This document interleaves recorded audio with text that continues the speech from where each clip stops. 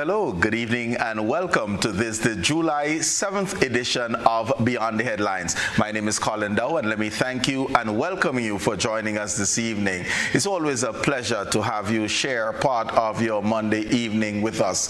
So whether you're looking at us on GBN television, tuned into any of our social media platforms, or listening on GBN radio, thank you, thank you, thank you. This evening, Spotlight is on Spicemas. And we're going to be looking at the business of Carnival for the most part. And that is critical because, sometimes we see the 2 days of revelry, but we don't focus on the business aspect of Spicemas and its importance to us as a nation.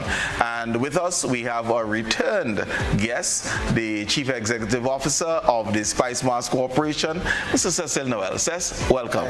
Thank you, Colin, and as always, it's a pleasure being on the program when we get that opportunity to disseminate information, get a feel for what's going on, and be able to have that rapport, even if in some cases you may want to consider it virtually. But here we are, but we talk to the masses outside there. So thank you, and again, good evening to your listening and viewing audience. Absolute pleasure to have you on with us again. And in terms of partnership and collaboration, we also have with us for the first time the chairman of the Grenada Tourism Authority, Mr. Randy Dowe. Randy, welcome. Thank you, Colin. Again, a special good night to you and all of your viewers. And again, it's a pleasure to be here. I'm happy that it's my first time and I'm finally here. And we could not have found a better partner with Spicemas to team up with to come and talk about the business of Spicemas and also the business of tourism, as that's an important driver of the success of Spicemas as well. So it's a real privilege to be here and look forward to the conversation. Absolutely. And, it is very important for us to see the marriage between the work being done by the Grenada Tourism Authority in terms of marketing Grenada in general, positioning it as a cultural beacon, and the work being done by Spicemas on the ground in order to ensure that your work bears fruit. And when people actually visit, they get to feel the vibe, appreciate, enjoy, and most importantly, return. Absolutely. And I think that's the important thing to understand, right? Tourism, the role of the Grenada Tourism Authority is to support what's happening in Grenada, right? And because a lot of times there's sort of a differentiation, or many try to make a differentiation between tourism and just our ordinary way of life. But tourism is our ordinary way of life. Tourism is who we are, what we do every day, our culture, our food, our just the way we entertain and recreate, essentially, right? And Spicemas is our largest cultural event, and therefore it's a great marriage that that the two could actually join forces and put forth our culture into the wider world and attract many visitors to Grenada to see our rich cultural heritage and participate in this wonderful festival. So, I think that the GTA, that's our mandate, and essentially whatever's happening on the island, be it Carnival, be it Carifto, or even last year with Independence, we make sure that there's enough airlift, there's enough marketing, there's enough promotion to all of the visitors who want to come in, and as well as ensuring that our diaspora has the opportunity to also come in and participate with us as well. Right. So it's always good to have that reliable partner with Spicemas, and together we do quite a lot around the diaspora and the region and internationally marketing the event. Well, we're certainly going to get into the work the GTA is doing as we build up towards Spicemas. But I think you're almost 3 years into your tenure as chairman of the Grenada Tourism Authority. It's your first time, so I'm going to quiz you on that. We're going to get to Carnival, but I certainly would like to hear your reflections on your tenure thus far, 3 years in almost as chairman. Some of the accomplishments, the things that you take great pride as you steer the ship of marketing Grenada. Yeah, again, thank you for that opportunity. And I think serving as chairman of the Grenada Tourism Authority is one of the greatest privileges of my life, in a sense that, coming from the private sector and from the hospitality sector many years ago, we now have the opportunity to do all of the wonderful things that we wanted to do and achieve milestones that we always thought were possible for Grenada. And having the opportunity to have this position, sit in this role and serve the country has actually been a top privilege. And in doing so, we were able to accomplish a significant amount. Just in 2024, we were awarded as the Caribbean top destination by Caribbean Journal for the region. We also saw a significant amount of increase in visitor arrivals, 17% year over year from 2023 and 2024. And that followed 26 consecutive months of positive tourism growth. Right. In addition to that, we were able to improve some of our products, like the world-renowned sculpture parks. We were able to add to that. And then again, with the spirit of Spicemas, adding the Coral Carnival, which brought the Jab Jab, the short knee vehicle, fancy mass, band Wild Indians, to the underwater sculpture park. And that was a phenomenal hit.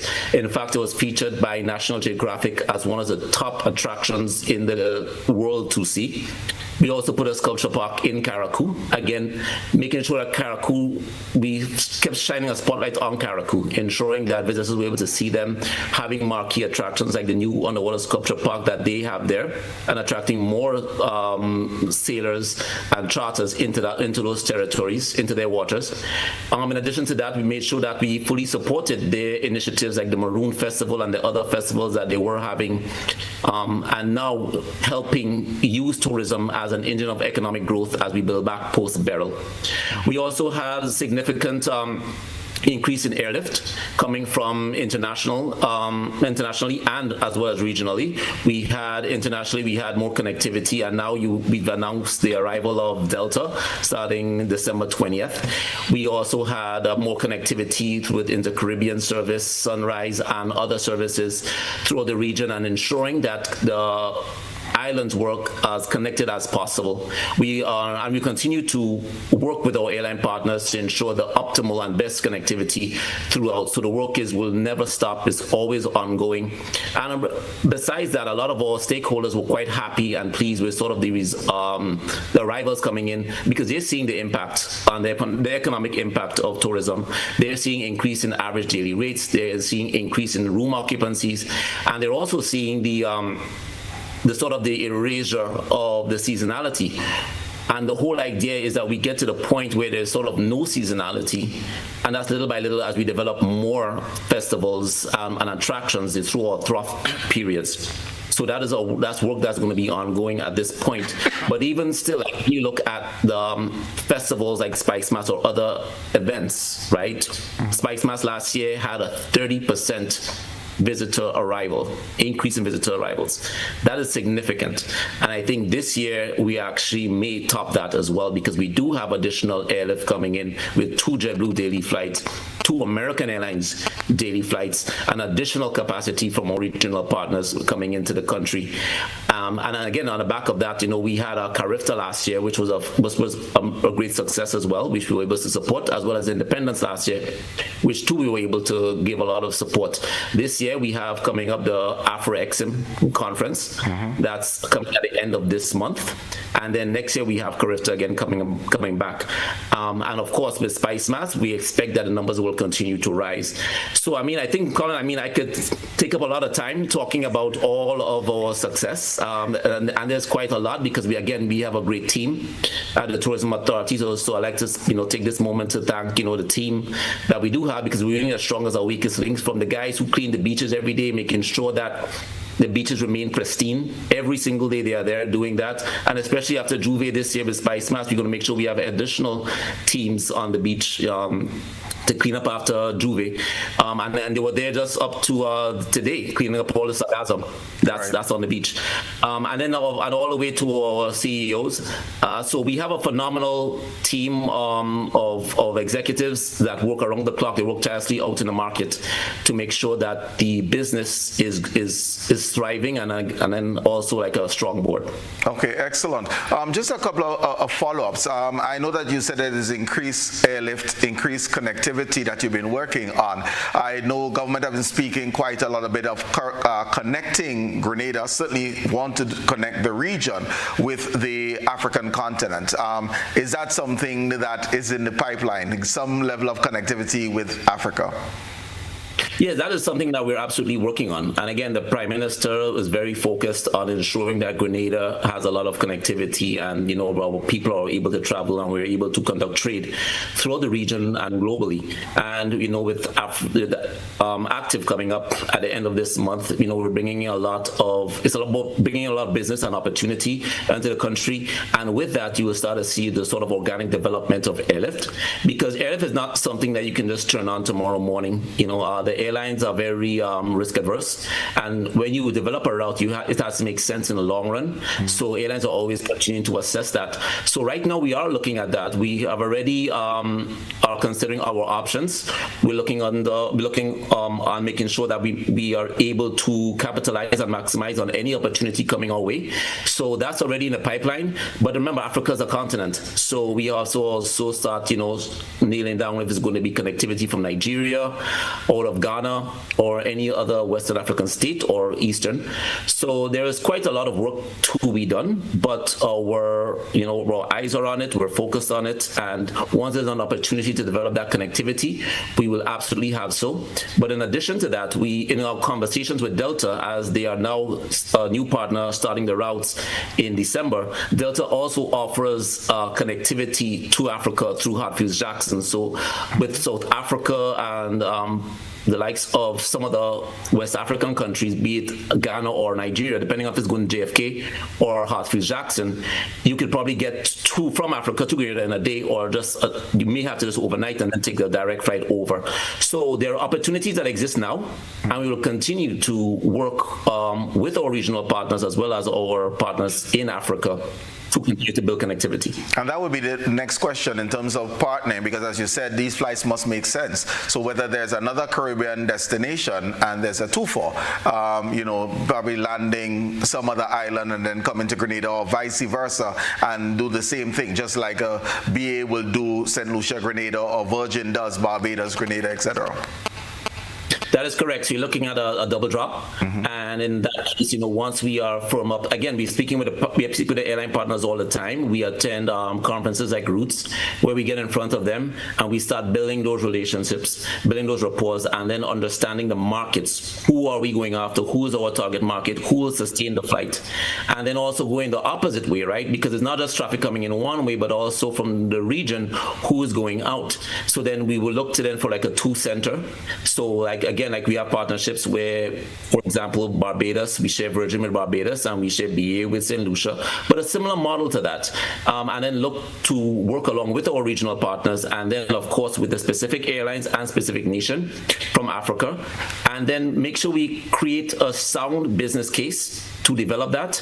Our Prime Minister, as you know, is very keen on making these things happen, this strategy come to fruition, and ensuring that we sort of expand our horizon, move away just from just North America, but expand our ability to do trade directly with African continent. Okay, excellent. Thank you for that, and congratulations on the work that you have done thus far, the accomplishments that you have highlighted, and certainly we wish you well as you move forward as chair of the GTA, to all of our benefits, really. We greatly appreciate it. I think that right now we have a new CEO on board, and she's hit the ground running. We have a lot of wonderful initiatives coming up in the pipeline that I think a lot of that we're all going to be excited about as a people. So there's a lot more to come. We have a lot more to give. We would not take the eye off the prize, which is continue to develop our nation, give it that sort of global recognition that it deserves, and ensure that we enhance the product. And while we enhance our product, enhance the people as well, so, and make sure that it's not just, you don't have to go to tourism to participate, but tourism is coming to you. Tourism is about community, tourism is about us, tourism is about everything that we do. So that's the direction that we're going, and we really look forward to the bright future that we do have ahead of us. Excellent. Thanks, Randy. Cess, well, there's a lot going on, and when people come in, there must be things to do, because one of the greatest failures we can ever have as a people is a visitor come in and leave with money in their pocket or still have a credit balance on their credit card. All right? So we need to have activities that we can get as much. But I know that quite a bit have been going on. You launched finished Carnival in May, and just share with us some of the activities that have gone and how have they been thus far. I don't know where you want to start, but I would have a couple of things that I'd like to highlight. Okay, no problem. But even before I get into it, I just want to take this opportunity to say a big thank you to the GTA, both Randy and outgoing CEO Petra, because I heard him mention, for example, of the underwater sculpture, but what he didn't tell you is that, again, through initiative and discussions between ourselves, we were able to have some of those figurine, if I may call them so, placed at the airport, and I think they have a very good positive impact there in terms of visitors' arrival, being able to see it. And we have them there, and we are making efforts at this stage to improve on it so that when people come and they see it, they don't just see it, but they see it, and it's an educational aspect of Grenada and what's happening. People can do a little reading and be able to understand better what's there. And it's important because it's not just there placed in August, because I know it's there, it's present, it's all aspects of, from the traditional mass to fancy mass, etc., is on display at the arrival hall. So Things Carnival is moving beyond August, but certainly moving earlier and earlier. And really and truly, that is the overall plan. It's the bigger picture. It's a product, it's a brand that we are very proud of, and we will do all we can to make sure that, it's there in the face of the people on arrival. So yes, and a lot has been happening, because even prior to the launch in May, I know, for example, people may be wondering, but Spicemas in itself, it's really a year-round activity that culminates in August, if you want to say the Monday and Tuesday. But outside of that, it's always a lot of work being done. So even then, before I go into that, complimenting the staff, which is a very small staff, in being able to achieve what we have thus far, and looking ahead in terms of what else we're going to be conquering, it's really important. So I want to say thanks to the staff and the board of directors. So if I may go back a bit, the Carnival Queen, I think that is one of the areas that really started off really very early, and there's a lot of good reasons for that. So having the casting call, which is the process by which we are able to determine and come up with the representatives for each of the various parishes. We had a number of young ladies vying for that position for the parish, and from there we were able to select who or which is the young lady that will go through. So we had a number of events with them, both what you may want to consider private as well as public, from naming the young ladies representing the parish to what we call the unveiling of the young ladies when they were made known to the general public. There was a series of other events. What's the type of following and excitement that are following the Queens? I know you had a tea party at one point. I believe that was up at La Sagesse.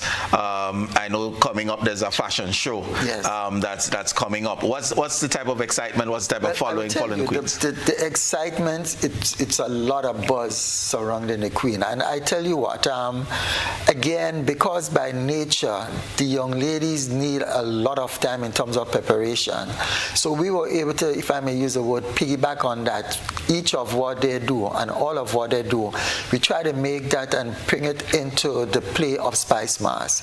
Sometimes it actually come across as if a lot of emphasis or more emphasis is placed on them. But by nature, because it's a longer journey in terms of preparation, but it has created and continued to create a serious buzz, not just for the Queen pageant, but for Spicemas in general. You mentioned only yesterday, for example, and I want to make mention of it, the young ladies had, well, no, not yesterday, but Saturday, what is referred to as Beauty with a Purpose.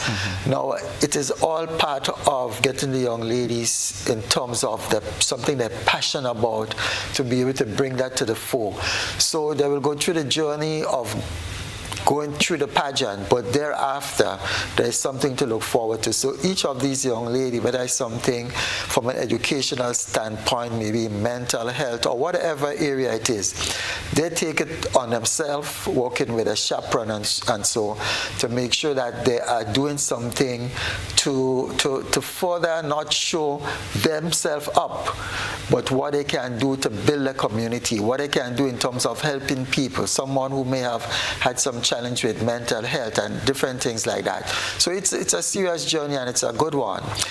Next coming up, we will have the fashion show, which takes place next Sunday the 13th. So I will use the opportunity to just invite everyone to come out and support. But apart from what's going on with the Queen show, we had, for example, when we did the launch, part of what we planned since last year is that we want to make sure after the launch that the hype, the drive, the excitement continues. So we had Carnival City, and I must say it was successful. I mean, we got a lot of tap on the back for it, because we tried taking a new approach to it. In some cases, people had different opinion, and obviously we will always have that.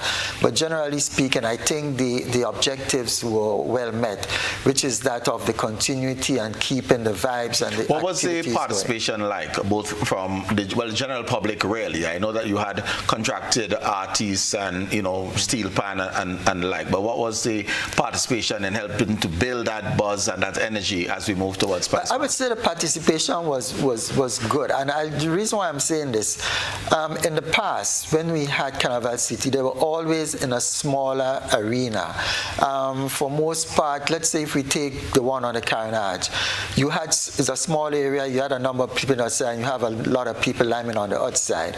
Now when we started, for example, the first night we had numbers of 58 people. I'm talking about paid patron coming in, and the numbers keep growing every time we went on. I think it went on to as much as close to 199 on the last night.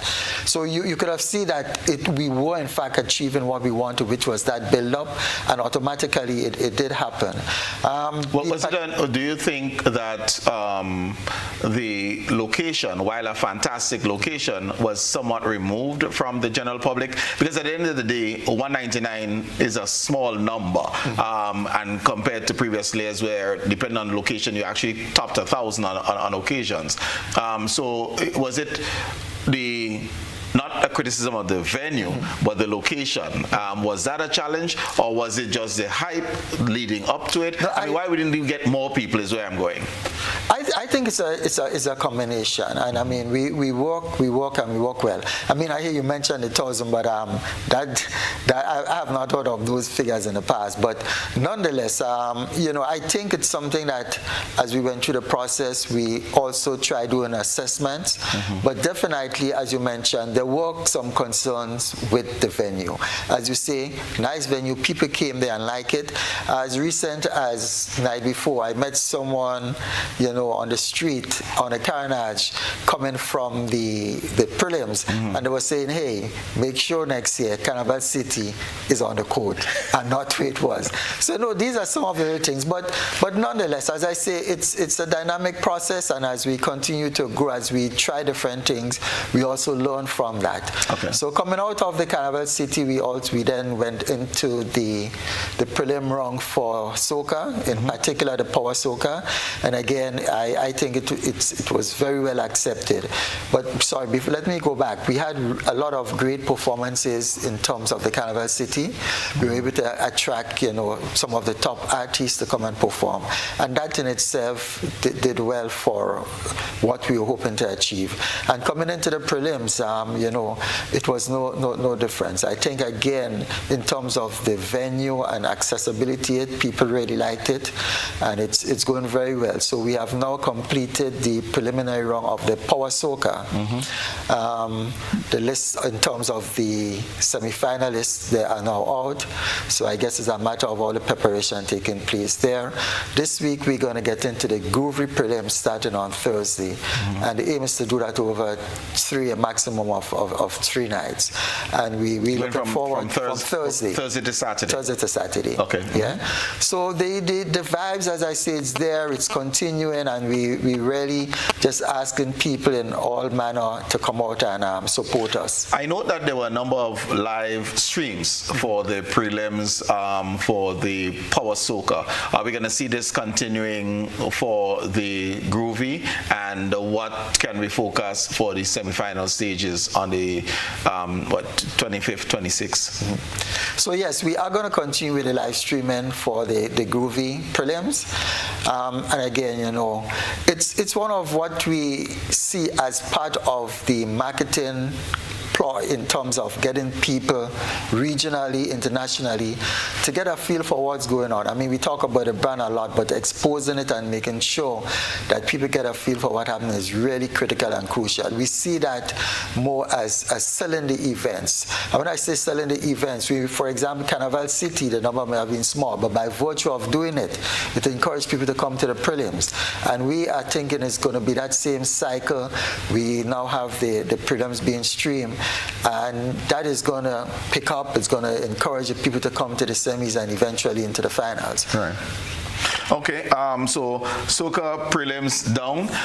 Some of the other work that you had, I know that there was some judging workshops that you conducted as well. Yes, and those were well accepted in terms of the quality of the presenters and the work actually being done there. So the judges workshop we see as really, really critical, as an essential element in all of this. Because as I remember saying, as well as some of the presenters made known to the actual judges there at the workshop, hey, the artists themselves, they performed in August 2024, got off the stage, and immediately they started working on the craft. So it is extremely important for people to be working year-round doing what they're doing, that the judges themselves need to be well-equipped. And when I say well-equipped, the first session we had, for example, the main focus was on that of the professionalism and the whole question of the ethical behavior of the judges. And let me take the opportunity to say, Mr. Dowe, thank you very much for being the presenter there that day. It was an excellent presentation.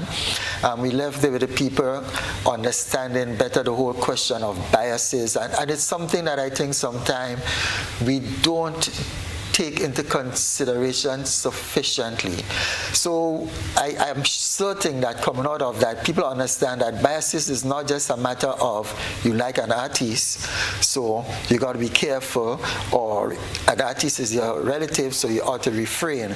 But the whole question of even the theme of a song, the whole question of the politics of the song, how it creates different biases. I think you did an excellent job, and I expect coming out of that, the whole judging, aspect of judging will be much improved.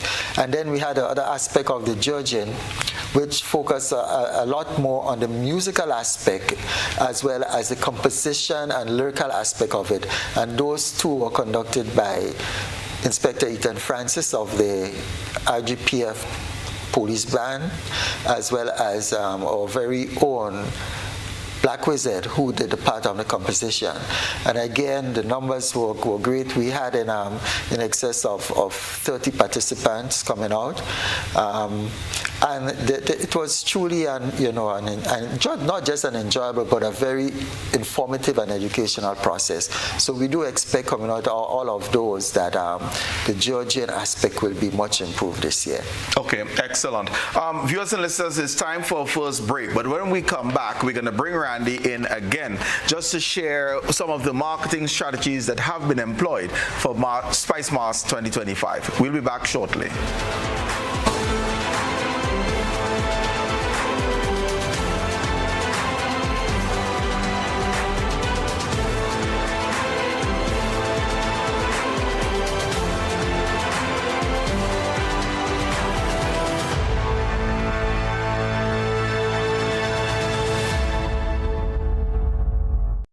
Mobility, a common theme woven into the very fabric of human history.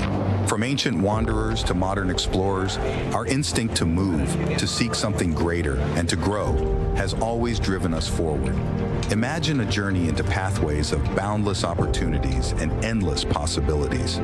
A collective future where the vibrant rhythms of the Caribbean, rich culture, and welcoming community create unforgettable experiences. Beyond citizenship by investment, we believe in our collective investment of time, resources, and energy that fosters innovation, creates jobs, and enriches lives, driving the growth of an entire nation. The Investment Migration Agency Grenada boasts over a decade of exceptional service and remains committed to guiding you toward global mobility and economic freedom through investment. Your journey becomes our shared story of progress and prosperity. This is an invitation to be part of something greater, something enduring. Begin your journey at imagrenada.gd. I am a Grenada. Unlock the possibilities. Are you longing to taste authentic, flavorful dishes from Thailand? Then look no further. Konthai, the newest restaurant located at the back of Galleria Mall top floor, is the place to satisfy your taste buds for Thai dishes that are well seasoned with fresh local spices. They offer a great selection of sumptuous dishes that will tantalize your taste buds. Visit Konthai today because the food is good, the ambiance is great, and the staff friendly. Available on Carabites and Yogo Grenada. For more information, call 456-0074 or visit konthaigrenada.com or stop by the new Galleria Mall, Grand Anse St. George. I'll meet you there.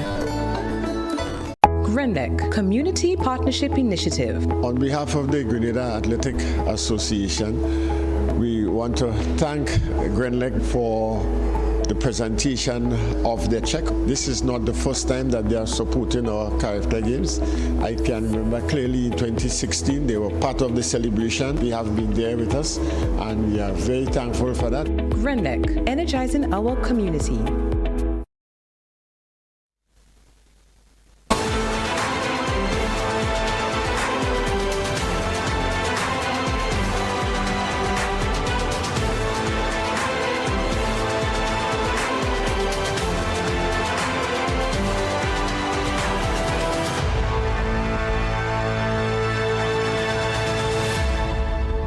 Welcome back, viewers and listeners. We have our spotlight on the business of Spicemas 2025. Randy, if you can kindly just share with us what are some of the strategies that the GTA has employed in order to market, promote Spicemas 2025. Well, what I would say is that the main thing is that we promote Carnival year-round. We can't wait for, a few months before Carnival to start promoting Carnival. So that means that, from the time Carnival finishes, the Wednesday after Carnival, we're back promoting for the following year, for 2026 in this case. So we had like an habit of about 14, 15 international journalists, well, from the region and internationally, that we bring in every Spicemas to speak about it, promote it, and then of course write the follow-up stories about it to really intrigue others and expand the reach of Spicemas from where it would be traditionally marketed. So from the perspective or view of a journalist or from an influencer, we make sure that they come in and they're able to tell the story and spread that story far and wide. From a practical standpoint, we make sure that we do have the airlift capacity in place. Caribbean Airlines has been a great partner, ensuring that they do have capacity on their flights, as well as they start promoting it in advance. So we have the double service from Toronto as well as from JFK. The JetBlue service, as I mentioned earlier, and now the American Airlines service. But the reason we're able to do that is that we're able to continuously show the progression and the growth of Spicemas to those partners, so they too buy in and they too understand the business of it, that they could that there's a big market to get individuals into that route. So we continue to have these conversations with them. We promote it every time we do trade shows. We have specific niche events where we partner with Spicemas to do these promotions, or on our own, where we take the stories from a journalist, the images of Spicemas, and continue to share it with the diaspora and with audiences who are inclined to see it, right? I will just give you a quick example of how we always promote Spicemas, and that would be an example would be the Housewife episode of Atlanta, for example, where you saw a multi-pronged strategy in promoting the destination. Housewives of Atlanta was strategic because we opened up because of the fact that we were going after Delta. So we were looking at getting them into that Atlanta market, getting the folks at Delta to understand that, they would have a leg up already in the destination. We created a Spicemas or a Jab Jab festival when, at the end of the show, So, and a lot of individuals who saw this for the first time and heard of Grenada for the first time saw Spicemas and are wondering what is that, and learning more about it and becoming more inquisitive. Let me ask you this: is the promotion of Jab Jab, let's say for example with the Real Housewives of Atlanta, a double-edged sword? Promoting Jab to the diaspora, easy. To the Caribbean carnival lover, easy. There's familiarity.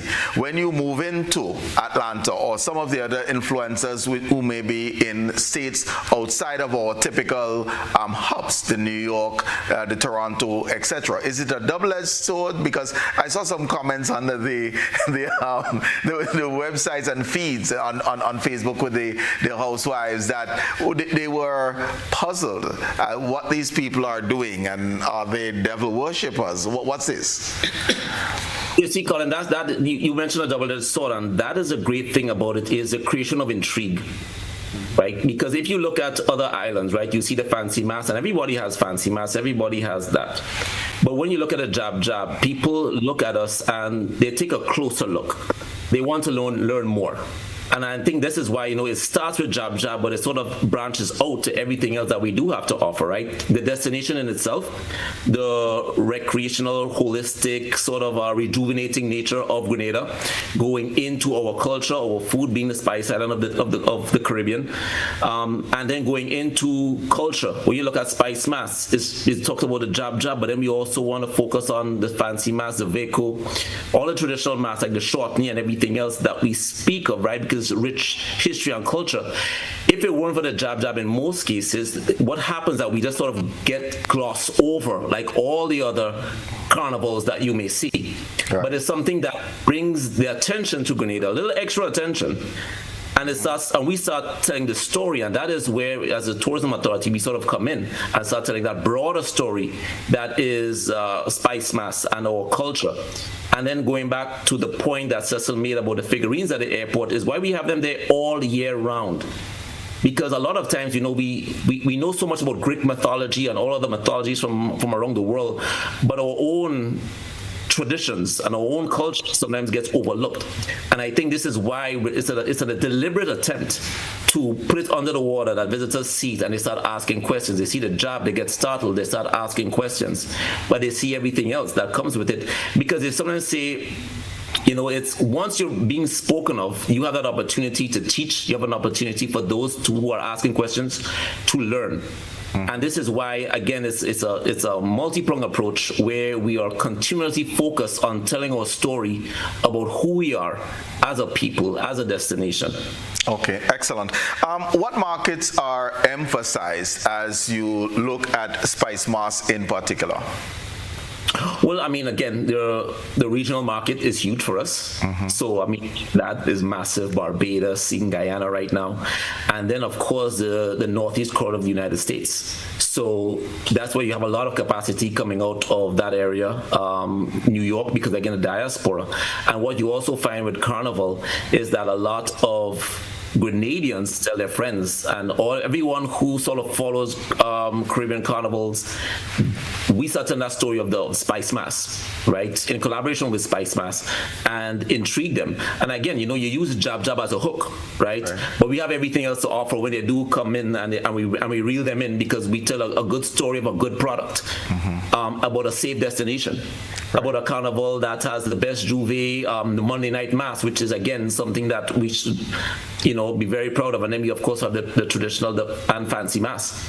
Right. So the Northeast Corridor is definitely a massive sector for us, and then we branch off to other sectors throughout the region, and then throughout the U.S. Northeast Corridor region.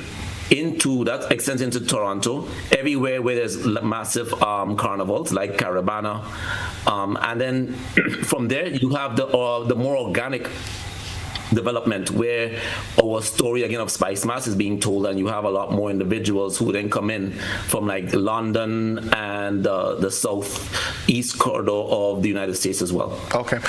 Who are the populations that would come? You mentioned the diaspora, but who are these people that would typically come in? And I know that you conduct surveys. So is it returning nationals? Are they people of Caribbean descent? Are we looking at the 25 to 35-year-olds? the 50-something-year-olds? Who are the people coming into Spicemas? So largely what we have coming in is, again, mostly everyone from the Caribbean diaspora, right? Because remember, there are those who have gone to Trinidad, they've gone to crop over, and now they're looking for a new Caribbean experience. They would traditionally go to, they're at Labor Day, right? They're at Cabana. They're looking at Miami Carnival, and now you have this sort of this demographic who's looking to travel, and again of the Caribbean descent mostly, and they're looking for a new festival to sort of give them that edge. And I think Spicemas has done a really good job of differentiating our carnival from, as one of the smaller nations, that's not Trinidad and Barbados, right? Right. And I think again that goes again to what we are offering and what we are displaying as a destination. And usually you'll find them in typically the 25 to 50 age demographic, with a bit of disposable income. They follow carnivals. They would normally go to Trinidad, but again, they're looking for something else. They're looking for something different. Right. So we are able to continue to capitalize on that. And yeah, and that's largely, to answer your question, that's largely the demographic that we have, but we're continuing to sort of gradually expand. And I think that, with what Spicemas is accomplishing right now is that we're trying to spread out the festival a little bit longer, so people spend a bit more time on island. It's why we were coming up with the Caracou cool down. So after Spicemas, on Wednesday, you want to go to Caracou and spend some time in that destination, cool down, and Caracou's on the way back up, and they're going to be rebuilding very soon. But the whole idea is to spread it all the way up, because Grenada has a lot more to offer, right? After you play jab, go to our Grenadine Islands, right? Go to Sandy Island, Paradise Beach, and have a wonderful time, rejuvenate before you go back, and spend more time on the island, spend more money on the island. So yeah, we have a very focus group, and outside of that diaspora traffic, again, that's just between the middle of the year, and then outside of that we have diaspora during the festive period, which would be December into New Year's. All right. And then after that you have more traditional tourists frequenting there. What are the visitor numbers? You mentioned a 30% increase re-carnival. So let me just look at Spicemas numbers now. What type of numbers have we been seeing 2024 compared to 2023, and what do you focus in 2025? Well, I think it was just on about, our record number was over 21,000, which was March 2024. So we had us under that around 19,000, I believe, coming in there. I didn't remember earlier, but don't quote me on that. But It was a 30% increase from the year before. Year on year, right. Year-on-year increase from 2023 to 2024. Right. So it was a substantial amount that did come in at that period. And everyone who was there would tell you they saw the people. Right. They saw. We know that the 50th anniversary will be a sort of a pull for 2024. Whether we're looking at the February numbers or we're looking at the Spicemas numbers surrounding August. What are you projecting for 2025? Well, I'll put it this way. We have substantial more seat capacity on the route, right? Over 2,000 more seats coming in that week, because we have an additional week where we have American Airlines second service coming from Miami. So that's 169 seats per day for 2 weeks coming in. So that's a substantial amount more seats that we did not have last year. In addition to that, we have about the same number of seats coming in with a second Air Canada service this year as well. So that's going to be flying the Sunday and the Monday service from Air Canada. So that's coming in. Again, that service that we did not have last year. And then we have, of course, the Virgin flight fills up coming from Barbados, because they have the, the Fifth Freedom. So they pick up in Barbados and then fly over. So you have the extra capacity, as well as St. Lucia with the BA flight. So we're working all of those routes to make sure that they're filled. We have JetBlue flying the 321s is what they're scheduled to fly right now. That's a 200-seater capacity plane. And that's more than the 153 that they would have had last year. Let me ask you this. So we have flights, and we're increasing in terms of airlift. Do we have the beds? That's always the biggest point, right? Because we have done our part, sort of the GTA in terms of ensuring that we do have the airlift, and we're trying to grow it responsibly. So we've been looking at demand, and it seemed that every Spicemas, we still didn't have enough capacity coming onto the routes last year. This time around, we do have, some new hotels that have opened, and when we've actually been speaking with our stakeholders, most of them have already been full and ready for Spicemas. So they're doing very good business. And the fact is this, Colin, I think that the business of tourism, it calls for opportunity. And here you have a very clear opportunity, because it's not just Spicemas, but it's across the year, where if we're able to increase our room count, we are able to increase more the amount of airlift that we actually do get to the destination. Right. So it shows you that there's a business here for investment in Grenada. There's a business for tourism. There's a investment in there's a business for investment in hotel room stock. But in addition to hotel room stock, there's investment in more food. Right. And even types of food and experiences. There's the need for more tours. And everything else. All so that of the money ancillary services that will go with someone being entertained and engaged while in Grenada. That is the point, because at same time you asked, the question about making sure visitors spend their money, and this is the opportunity that we do have. We do have an opportunity for visitors to empty their pockets in Grenada and leave with nothing. Looking forward to coming back next year after having such a wonderful time.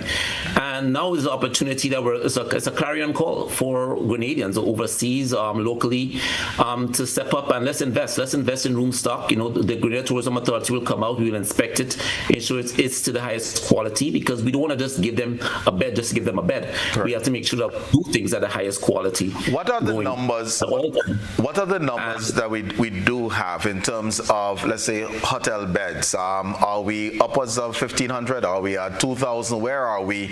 And do you have an inventory of the Airbnb? Because I know that too has been growing in numbers. So we have right now about 1,800 resort rooms. Okay. That's what the word for, the resort rooms, so that hotel rooms that that you would sell on online tour operators or tour operator or travel agent contracts. And then of course there is the Airbnbs that are coming up, but the Airbnb they operate independently. So Airbnb sort of helps regulate that, and I think that so then upward about 2,500 total rooms that we do have on island that are available right now. Okay, all right. If you say that you have a challenge in terms of marketing Spicemas, what would it be? Beds, more beds. More beds, okay. That would be it across the board. Okay, this is the first time I've asked anyone in marketing about a challenge and they didn't say not enough budget. No, because the thing is this, right? It's always going to be a budget question. I mean, but that's again, it's a cliche answer. And I think that's it. And again, I speak to the great job that the team has been doing in punching way above our weight class in terms of bringing visitors to the destination. I mean, we've been recognized for our efforts internationally, regionally. And I think that it speaks to the great job that the team has been doing at the Tourism Authority. Of course, if we had a bigger budget, we could do a lot more. We have grand plans, grand ideas of so much more that we could accomplish. Again, it goes back to the business of tourism. You give us X amount, you should be expecting Y amount in return. Right, excellent. But of course, if we are able to, because we've been growing so well organically, hotel beds, if we're able to improve or expand our plant, our hotel plant, then organically we'll be getting a lot more of the airlift coming in, and then we're able to continue to expand our resources and efforts in ensuring that these hotel beds remain filled. Excellent. So increase in airlift cess, and that augurs well for Spicemas, but we have to speak about the product. All right, so let's start off with the street parades. What can we anticipate in 2025 with street parades? So whether it's the traditional mass festival, which I think will be the first one coming up on the 26th, I believe it is, of July, and then of course our carnival weekend activities. Well, coming up on the 26th with a traditional mass festival in St. Mark, what we have noticed, for example, is that both from a perspective of spectators as well as participating band, it has been increasing. Last year we had approximately 22 bands participating, and as I recall, the actual numbers in terms of the spectators, we it was so overwhelming in 2023 that we decided to make a shift in terms of what we do in 2024. And instead of trying to have everybody clustered at Heroes Square, what we eventually did was have the band start at a location and have them parade along and be judged along the street. So what I did is kind of remove some of the bottleneck of the amount of people wanting to see the actual parade of the bands. So that we have been working very closely with the St. Mark organization in terms of ensuring that everything is properly planned and executed. So we're really looking forward to that event. And you ask about what happened on the roads. So the Juve morning, if I should just jump onto that, the Juve morning, part of what we're going to do is create that meaningful or purposeful behavior in terms of start and end time. You may ask why we're going to do that. We have had some discussions with some of the Juve bands already, band leaders, and even tomorrow there's a follow-up meeting that is going to be held. And the whole question here is to discuss exactly the execution of Juve, because what we have realized is that we have this mass of people coming, but there's not much structure, and although much effort has been made to do that, we're realizing that you have that level of infiltration of people just getting within the bands. So what we are doing, meeting with the bands so that we have a better understanding and some better level of coordinating in terms of, if I may say, producing what happened on the road. Right. So the expectation is that the band leaders understand what is going to happen. We're asking them to start gathering as early as 4. So like 4:30, 5 o'clock, we can have them moving on the road. So we're looking to start Juve at 4 a.m.? Is that what we're saying, or 4:30 a.m.? 4:30. 4:30. Right. Yeah. All right. And again, the reason why we want to do that, we want to make sure that there is enough of quote-unquote the Juve, because it's also going to end by 9:30. We'll start giving the call-in time at 9 o'clock, so it can end at 9:30. I just want to go back a little bit, because a lot of what happens with the Carnival, whether it's the Juve and on the street, a lot of it centered around the music. And I know I spoke a bit of the preliminary, but it's really a joy seeing how many young people are actually getting involved. Because this year we had approximately 120 registrars for the power element of Groovy. And as you know, we have to break that down into 30, for example. We ended up with a 31, there was a tie.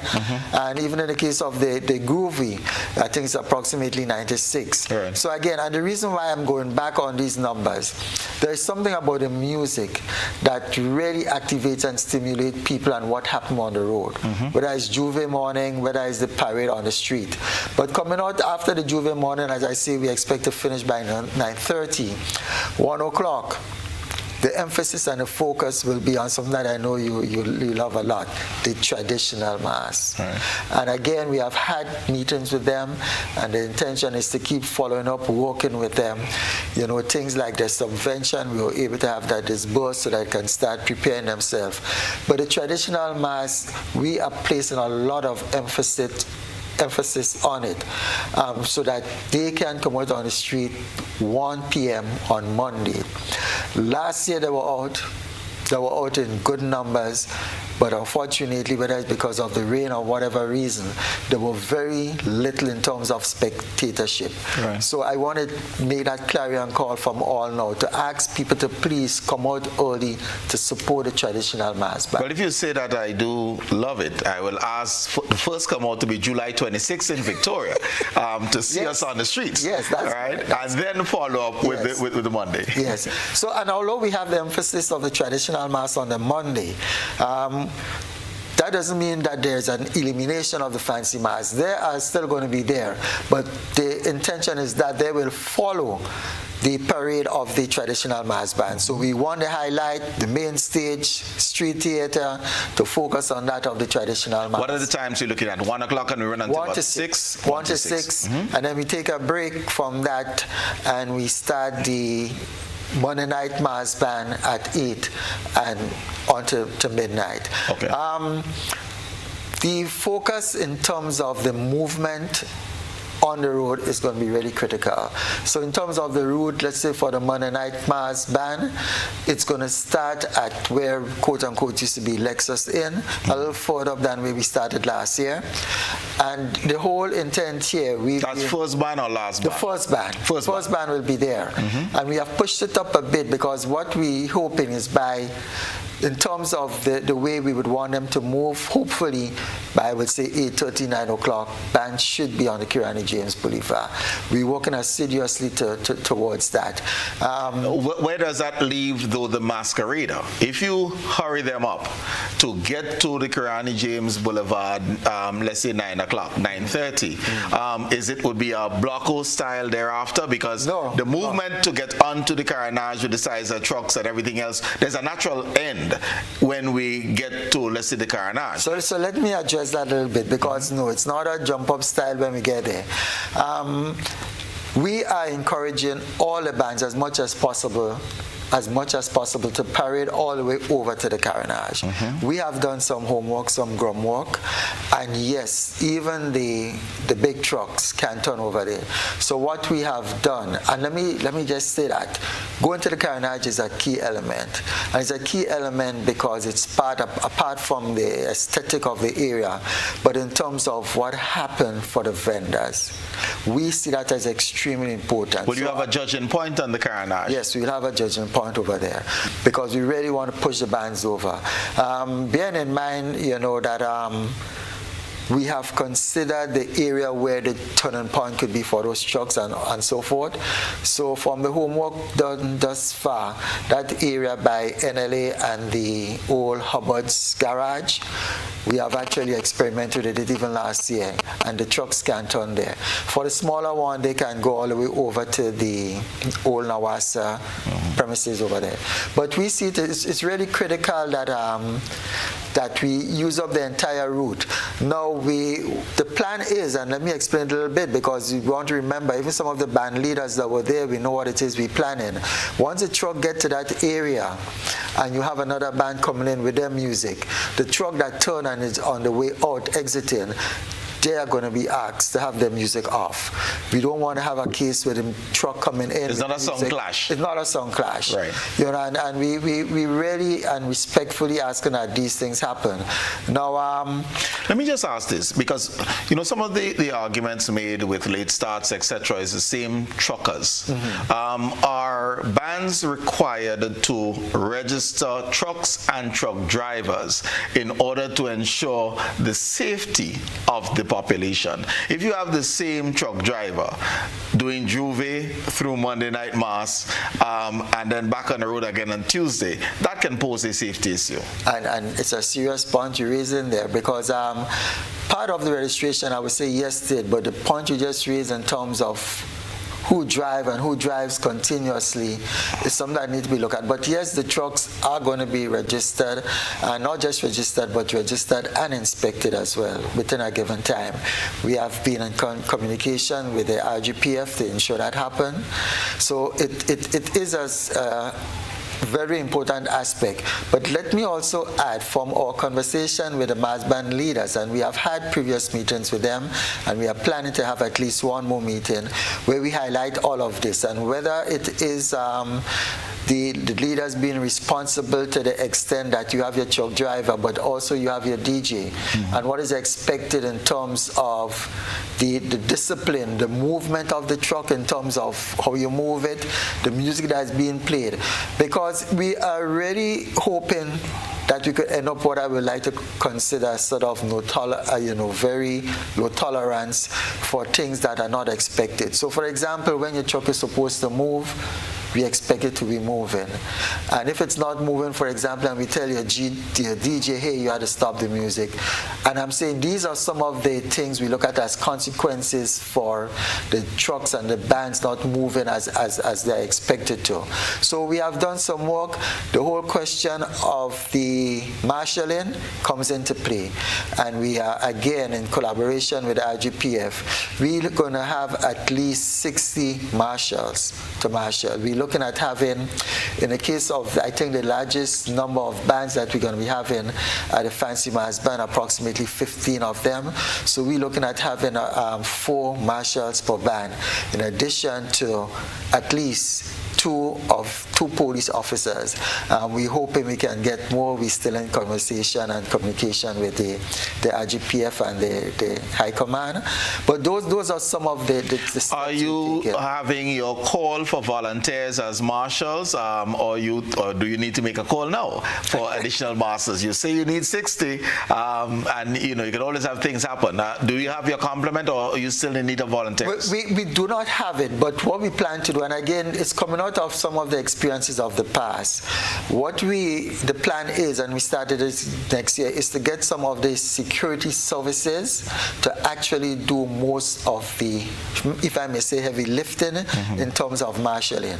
Because we realize, for example, the regular folks who we sometimes get to do the marshalling, unfortunately, but the truth be told, they are not given the due respect that they deserve.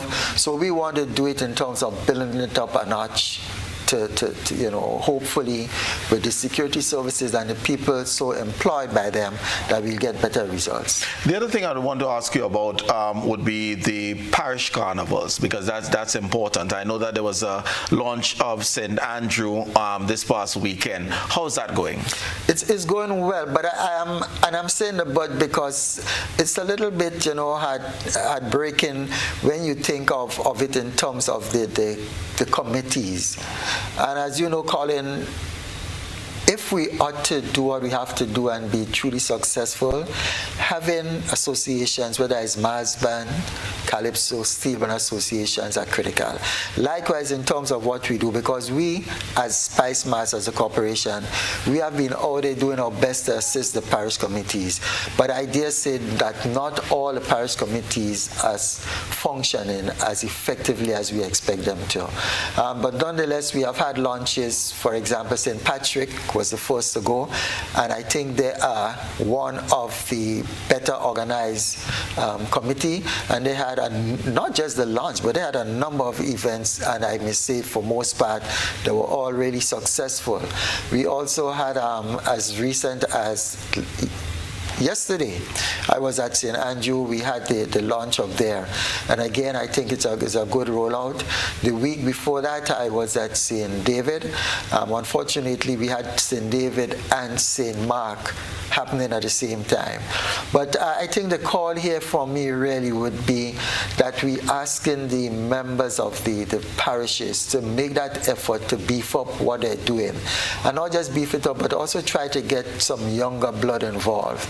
Because what we realize, the older heads, the stalwarts, they're moving on. And I think that in itself is creating an issue where we do not have the level of continuity as expected. So things are not as great as we want them to be. But we continue to work with them. We continue to give them the relevant support. And, we're just hoping that as things go on, as the years go on, that they would improve and see the need to come up. Okay. It's time for a final break. Viewers, when we come back, I certainly want to find out from Randy what visitors are saying are the highlights of their experiences at Spicemas. And you also will have the opportunity to weigh in. 440-1252, that's the number. So we'll take our break and we'll be right back.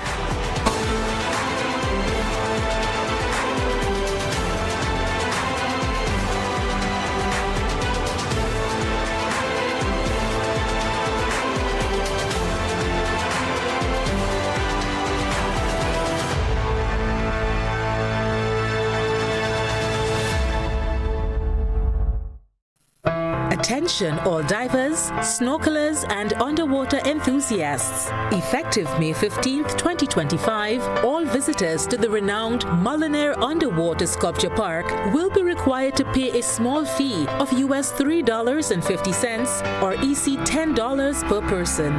These fees are essential to support the ongoing maintenance and repairs of the sculptures, as well as the development of new features to ensure the park remains a world-class attraction. Payment can can be made through the Grenada Tourism Authority's online payment portal, available on the Pure Grenada website, www.puregrenada.com. We thank you for your support in enhancing this extraordinary underwater product. This announcement is brought to you by the Grenada Tourism Authority and the Ministry of Tourism, dedicated to protecting and conserving Grenada's resources for the enjoyment of all.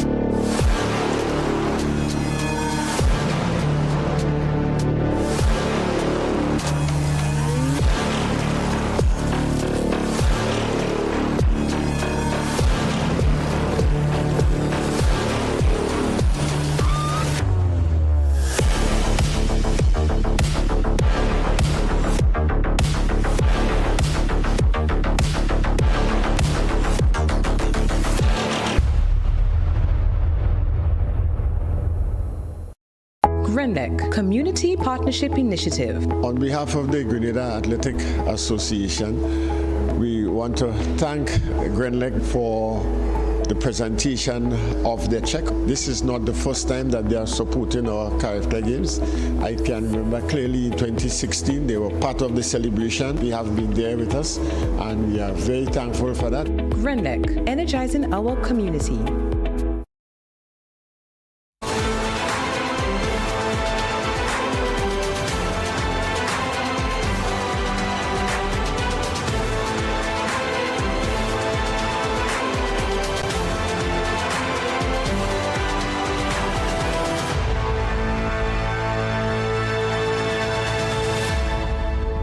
Welcome back, viewers and listeners. We have the spotlight on the business of Carnival, and we go straight to you. We have our first caller online. Good evening, caller, and welcome.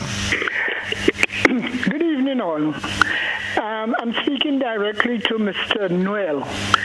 I remember just after COVID, or just before, the manager or the management team decided that the dress for Carnival would be specific to a Grenada culture, that the players would display decency in their costume.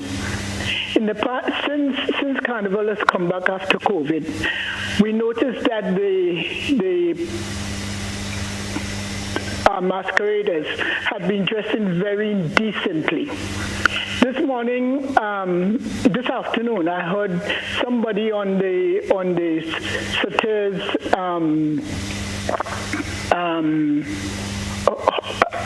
program complaining about the indecency of the masqueraders. So I'm wondering, what have you done about it? And are we going to see these women with the threaded pants that they've been using in the past years? And I hope you do something about it, please. Thank you very much, Mr. Noel. But it's. I would answer by saying it's an ongoing process. But more so, thanks for your comment, and it's a genuine concern, because it's a concern that we have heard from different strata of society. It's a concern that is a serious one, and as you stated in your deliberation, really and truly, what we will prefer to have depicted in terms of costuming is what we see as genuinely cultural to us here in Grenada. Unfortunately, that has not been the case. But what we are doing, I must say, is having that engagement with the band leaders. And we have had some of those. I cannot tell you, and I wouldn't sit here and tell you that it will change overnight. But it's our intention that we continue having the dialogue similar to you calling in tonight and raising your concern on it. As I said, I know it's even from a wider perspective. I've had a number of people raising it. So even from that perspective, I really believe it's something we have to continue doing. But most, I think we have to take an educational approach to it in terms of letting the emphasis be on what is truly us and cultural. So for example, when I mentioned earlier on of the Monday and having the traditional mass be featured. Now the traditional mass in terms of for their costume, in terms of what they wear, what they're doing, it is more seen as cultural to us. And I believe that if we put an emphasis on those, eventually, some way, somehow, we will have bigger bands, larger participation, more young people being involved. And I think eventually what I would like to see happen is that what you made reference to in terms of the fancy mass, that will also be decrease. There are other things that we're looking at. So I mentioned that we had conversation with the band, so I don't want the general public to feel it's something we just left lying like that. We have had conversation with the band leaders, explaining to them that it is part of what has been seen and echoed as something to be addressed. So let us see what happened this year. But again, there's always the next step, the next year. It's a dynamic situation, but we're going to keep working to ensure that something happens one way or the other, as I state, whether it's going to be a traditional mass, given more focus, more emphasis, so eventually it helps in balancing it off, or may I say, taking greater dominance on what happened on the street. Okay. Randy, the events, has the GTA collaborated with any of the local promoters? And just from your own surveys of visitors, what's the pull? We have the intrigue of Dowe and the spectacle of Monday Night Mass. But as visitors, what else are the things that they highlight that they thoroughly enjoyed about Spicemas? Well, the thing is, in addition to the points you just made, right, with the Dowe, the point of we have the best Dowe in the Caribbean. The fact is when they come to Spicemas, they come to play mass. They come to something that's a bit different from them going to any other Caribbean island. So again, Dowe, Monday Night Mass, and everything else that goes with it is fantastic. But the other great aspect of what they leave with is a sense that they came to the Spice Island. And the beauty of Grenada, its natural beauty, and everything that it does have to offer, from the friendliness of the people, from it being a very safe destination, and you still feel like it's a very intimate and authentic carnival where you get extreme value for money, is one of the key selling points that individuals have sort of left with, and they talk about it all the time. And I think that is something that we continue to highlight and expand on, and I think that we continue to develop. Excellent. So it's really about that intimacy, the friendliness, and the safety. Excellent. We have another caller online. Good evening, caller. Welcome. Hello. Yes, go ahead. Yes, good evening. Just a word to Mr. Noel regarding Monday Night Mass. He spoke about the question of trying to, of shortening the route and beginning at Lexus Inn, which will take him onto the Lagoon Road by just around 8:39. The problem over the years is not necessarily the distance. Shortening the route does not really solve the problem. The problem we have is that the bands do not start on time. They do not appear to have any sort of a penalty attached to their late departure from the point. So you have bands waiting. Band 1 not going to leave their point because band number 2 cannot leave. They're ready to go, but band number 1 is not ready, so they block them. So you have no one managing that aspect in terms of the departure. Now, going on to the carnage, I don't think it is possible for two bands to pass each other. So the idea of not playing the music when you're crossing another, I cannot see two Monday night bands passing in opposite directions. So if you are going to be going from along the carnage, and you're going to end up, let's say, at Seals, right at the end of the carnage. Now, it will therefore mean that if you would like to turn by Herbert, which would be a good idea, that the last band will then be the first band in the opposite direction. So therefore, there's no need for you to cross. But then if the last band has to turn by Herbert, you have to have a pretty good idea in terms of the amount of space that these bands are going to be occupying. Because you could well find that because of the numbers that you have in those bands, the last band, if the first band is at Sales, your last band might be by, let's say, the new police station, which means that they cannot advance to turn in that turning area or the allocated area that you have. So there are a number of logistics you need to work out in terms of where you anticipate that the last band will end in order for that band to be able to turn around at the only space available for them to turn, which would be at that Herbert area. So I'm just saying this because I think you need to do quite a bit of analysis going into Monday night match. Otherwise, you could have serious congestion on the carnage. Thank you very much, caller. And those are considerations, and those are things we looked at. So, and I think I recognize the voice. Good night, sir. How are you doing? So, in the case of the bans on the, well, first of all, let me address the situation with the Monday night mass, because I think it's important. I know I spoke a bit on the marshalling, but you are very correct. And again, a lot of this we think has to be educational, which is why we were having at these meetings with the mass band leaders, emphasizing the importance of being there. I mean, we have had mass band leaders committing that, hey, when their time to move comes, they are prepared to move it to the half. There are mass band leaders who have been telling us, for example, they are encouraging the folks not to go and get involved in playing the other juves, other places, and spending your money for a costume that you may not get to enjoy. So I'm saying all of this to indicate it's ongoing. We are not saying it's going to be 100% perfect, but we think that we've seen room where the improvement will take place. Likewise, a question of penalties. No band is going to be blocking anyone. That's why I made mention of the driver as well as the DJ, because the intention, and we have discussed that with them, if you're not going to be moving for whatever reason, your truck will be placed on the side and should be told you may not get a chance for it to move.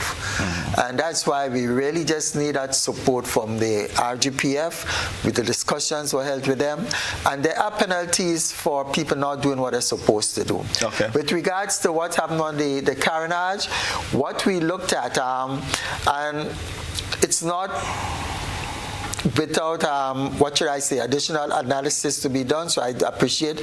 But the fact is that when one band goes over, we kind of have it sorted out that there'll be a hole in bay with the other band coming, which is that wide area close to the fire station or around there, so that once the turn is made, the other one could go over.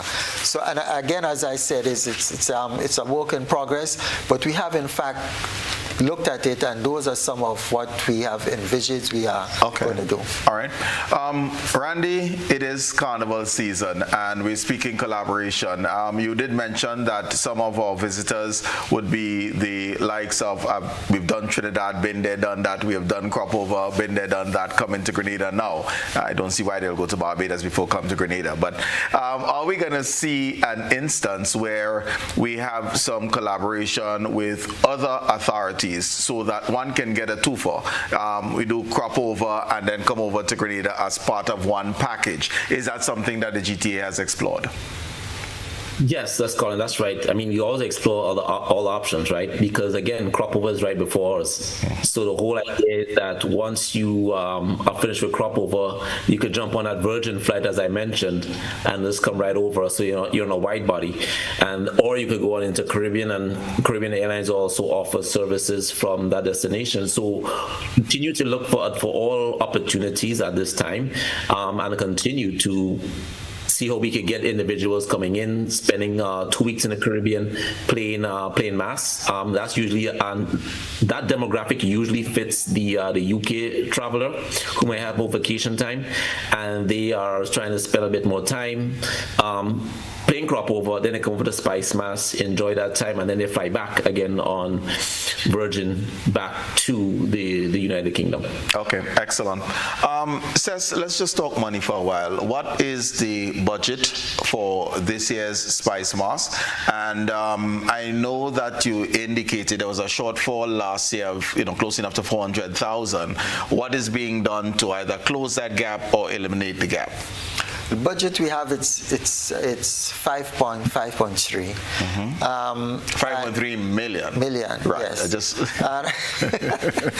And what we have been doing in terms of closing the gap, and I will talk about it from different perspectives. From our end, and again, coming out of even the symposium and some other studies and so that were being done. And some of what I'm going to talk about, they may not generate a lot, but it's going to. So things like merchandising, that came up, and we are working on that. It started. We have that going.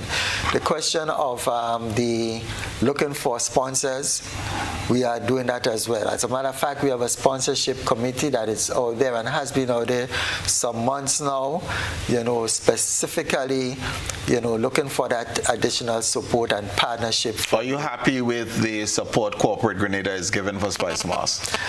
It's a yes and a no. I'll tell you why. Because, for example, we have a number of people based on our engagement with them who have, I would like to use the word pledge, but it's ongoing. And what we see as it gets closer, we realize some of them are actually coming through in terms of some form of agreement in terms of what's going to happen. But really and truly, we say thanks to our sponsors.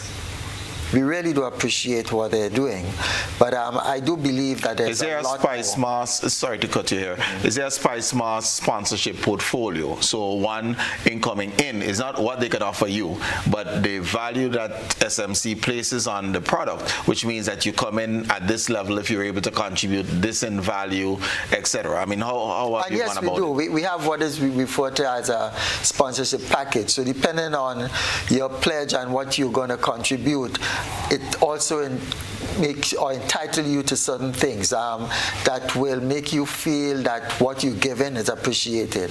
But part of what we also notice, as I mentioned, that is a lot of also in kind. Because we do appreciate that, because depending on what you want, sometimes you could get it in kind and not the money. And I'm making mention of it because we want people to understand when we ask about sponsorship, yes, we would like to have the hard cash, but there are other things that you can give us that can help us to avoid or defray some of the additional expenses. So those are some of it. But outside of that, our major partner again is the NLA. And we're expecting from them 1 million, which is what we have been getting over the years. In addition to that, apart from submitting our budget and our strategic plan to government, we are really hopeful that we will get some. And I say hopeful because we have sent other communications to them, and they're looking at that. I know, for what was example, the contribution from government last year? It was 1.5. The year before it was 1. But again, based on what we were doing, we were able to ask for something supplemental, and we did in fact receive it. So we're hoping that at least it will not be anything less than that. But we really... So we had 2.5 of the 5 plus? Of the 5.3. So right away you see what's happening. I know, and I want to just take the opportunity to say, to shout out and say thanks to the minister, who in all honesty I think has been trying to assist. One of the things that has been requested and is being worked on is that economic impact assessment, because as he clearly stated, in order to go and present and make make his case. It is one of what it's required to show up exactly what's happening, where the money is going, who it is should be quote unquote we should be going to for that assistance. Because at the end of the day, as Randy mentioned, Spicemas is the biggest one event in Grenada that really brings in that bulk of and sum of money to Grenada. Where is Dr. Tull on the economic impact assessment? She has completed the first phase, and that report is in with us. That's what I was making mention of when I spoke of the minister presently.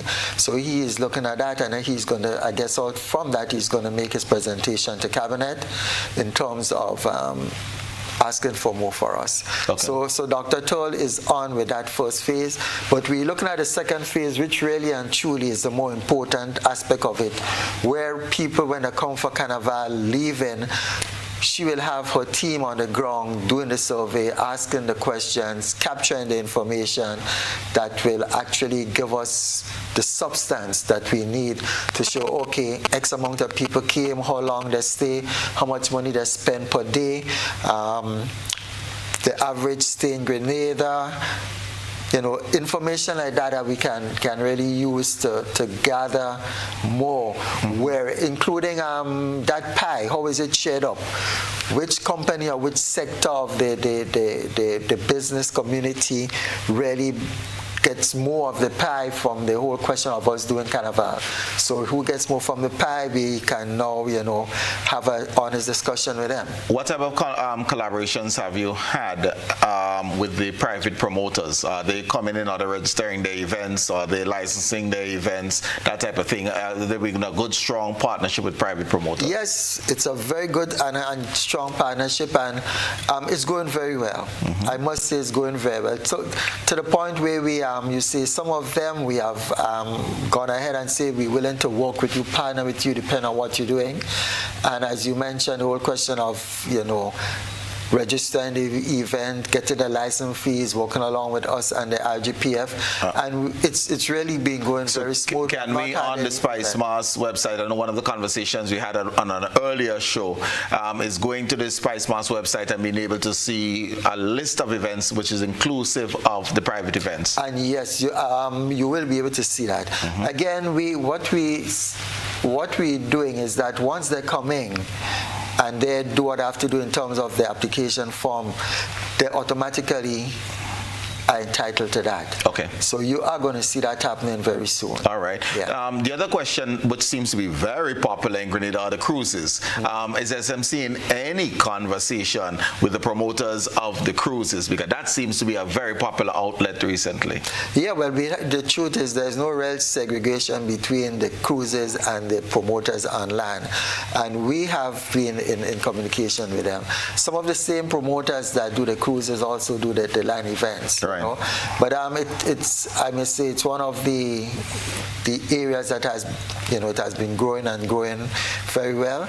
And I always like to make the point to say we at Spicemas, it's just a limited amount of events we'll be able to do. And it's important to say because we do not at any time want the promoters or the general public to think we're trying to hog everything, because that's not the case. We'll never be able to do it. Mention was made earlier on by Randy as well as billing the season. So for example, as I stated, we started Carnival City, the numbers were small, but we saw it as important because what we want to do is build a season that stretches out and have everybody, play their part, do what they have to do, whether it's the launch of a Calypso tent, but there's a lot of things that encompasses Spicemas. And it's not just what happened on Monday and Tuesday, although those are two of the real critical days by which we are judged in terms of the success. But working with the promoters, ensuring that their event come off and there are additional places and things that people can go to, it's very important, it's crucial. Okay. Randy, we are almost out of time, but what I want you to probably just share by way of your own thoughts or recommendations coming from the GTA, what can we do by way of enhancement of the product to support your market initiative? So recommendations for product enhancement or anything along those lines, and any other closing comments that you'd like to make? Yeah, thanks for that question. That's a great question. And I think that's, we always have to analyze exactly where we are and assess how we can actually move forward. And I think that this is an opportunity like for vendors, for example, to help differentiate themselves, differentiate the products that they're selling. It's a time when people come to our island, the Spice Island, and I think we should give them something more authentic, something more local, rather than the chicken and chips that we sell all the time, right? Let's just be honest. Everyone is selling the same thing. All the vendors selling the same thing. So it's a time that you should stand out to differentiate yourself by being a little bit more unique and offering something a little bit more Grenadian, authentically Grenadian. It's also a time where I would implore that a lot of the mass band leaders are able to distribute costumes on time, because we do get complaints sometimes of individuals not being able to play and participate because they weren't able to get all of their costumes in time. And again, sometimes that might be because of the fact that they've been sort of there's so much demand that they are unable to keep up with it. But it's important that we are able to assess that in advance. The accommodations that we are providing, ensure that the accommodations are to the highest standard, the highest quality. And goes back to my original point of what makes Grenada so unique is, again, and this carnival so unique, is that it's small, authentic vibe. And the fact that it is known for what it's known for. But the friendliness of all people. That sort of village mentality of us caring for each other is important, because most times Grenada is talked about as a very safe destination, and visitors feel safe when they're walking around here. They're not constantly looking over their back all the time. Although I would caution everyone that, playing carnival, always be cautious, but they don't have to feel like they're constantly looking over their back. And that means that we should always ensure that we keep the violence out of carnival, pretty much out of our communities holistically, because that is one of the most competitive advantages that we have. Any other destination is that we have a very safe destination, a very safe carnival, and we want to keep it that way. And again, special thanks to the RGPF, for doing a wonderful job, doing all that they can to ensure that we keep it safe. But again, if you have an issue with someone, the last thing that you may want to do is, pull a gun or a knife and create some incident on Juve morning, and that goes in the headlines. You may think you might have a problem with that person individually, but what you don't realize is that you're doing it in front of visitors who are going back and talking about something that they saw, like the taintedness of that they may have seen on that time, and that's not what we want. That's not who we are. So let's just keep the violence out of it. Let's stay friendly, stay courteous to our guests and to our own, and ensure that we have a very safe, productive, healthy carnival, continue to differentiate ourselves, and continue to raise our standards every year so we continue to grow organically, develop organically, and create more demand. And where there's more demand, there's more economic activity and more income for everybody, so everybody thrives. Mm-hmm. Okay, thanks. Sess, just your own closing comments, your expectations, your wishes, your admonition to our population. Well, I will start with Randy, because it's a tagline, if I may say so, that I love. The whole question of safety and security is crucial. It is one of the things that basically sells Spicemas. It's one of the highlights of the brand. You travel, you go to Trinidad, and you talk about it, and you hear people say, that's it. They come in, and the hospitality and the friendliness of the people. But outside of that, my admonition, I really want us to go there, have fun, be safe, be modest, and I'm saying it very deliberately, especially with the question that was posed, because there's certain things that will impact us one way or another. What we want, whatever is going to impact us, we want what is the positive. So we want to go there. We want to, even in the case of the cuisine, all of that we spoke of. But I want to really admonish people that let's go there, let's have fun, let's play it safe. Let's play it clean, but at the same time, let's remember there is a tomorrow. We really need to remember that. The whole question of what we want to do, what kind of legacy we want to leave for our children is critical. And so we have to somehow, in the back of our minds, always think as well as today, but think also of tomorrow. It's really important that we forever think of what is the best we can be today to have that positive impact for tomorrow. Okay. Mr. Randy Dolan, Chairman of the Grenada Tourism Authority, Mr. Cecil Noel, CEO of Spicemas, thank you so very much for sharing. And to you viewers and listeners, there was a lot of talk about authenticity. And let me just signal, short prayers are songs. See, some of them play in Juve and claim that they play in Jab. A Jab is respectful. A Jab is a good Grenadian. A Jab does not deface buildings or people. We take care of each other. We take pride in things Grenadian. Authenticity is important in the mass you play and the foods we eat. I look forward to having a wonderful carnival as we march forward in the season. And again, thank you so very much for being with us. We look forward to being with you again next 6 days, 22.5 hours. I'm Colin Dowe. Good evening.